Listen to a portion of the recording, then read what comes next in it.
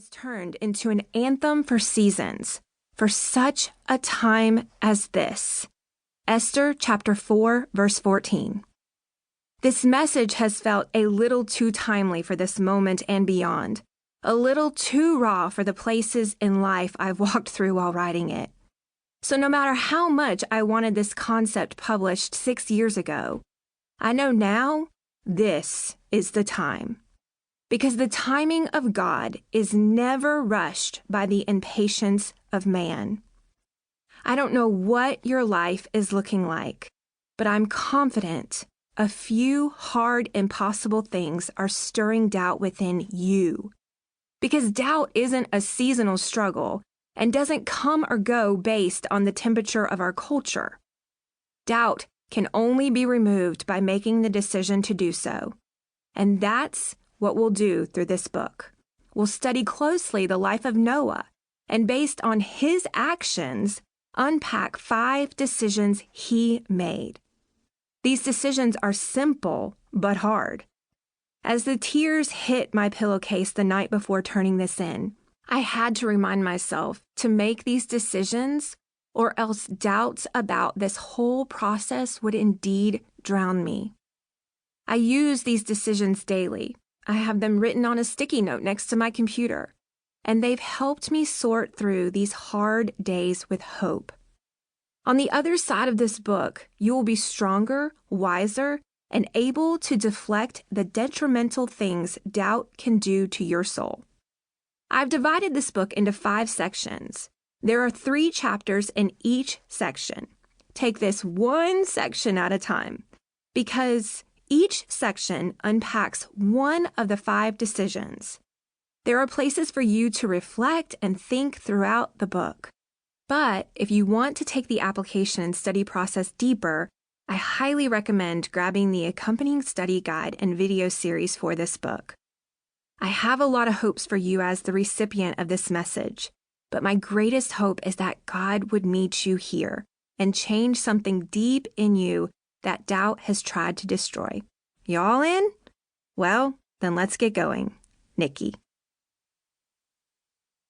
Decision 1. To walk with God. Chapter 1. The mess of you. What if I told you it's you? You are actually the greatest struggle you will ever have to overcome in your life.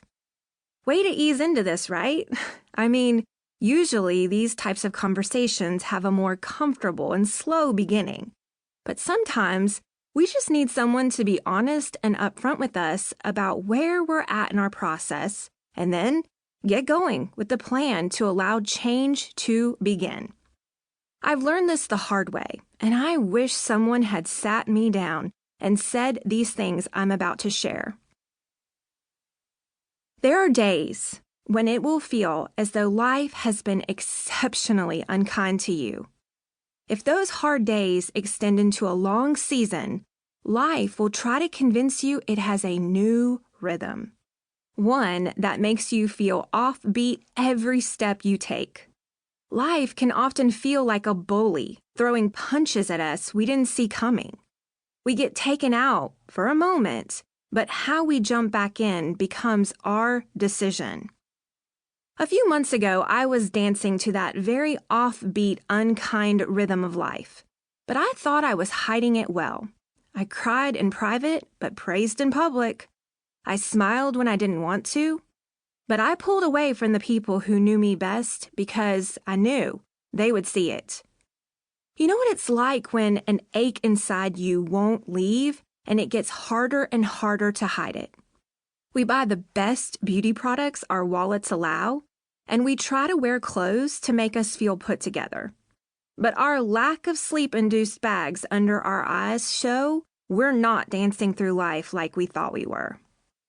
It's those seasons when we post those yellow sticky notes on our mirror that say, "Find joy today," all in hopes that even though we are living in the valley of hard things, consumed with doubt, somehow we can hide it if we just put our mind in the right direction. But living in doubt about your own faith and belief can change a person's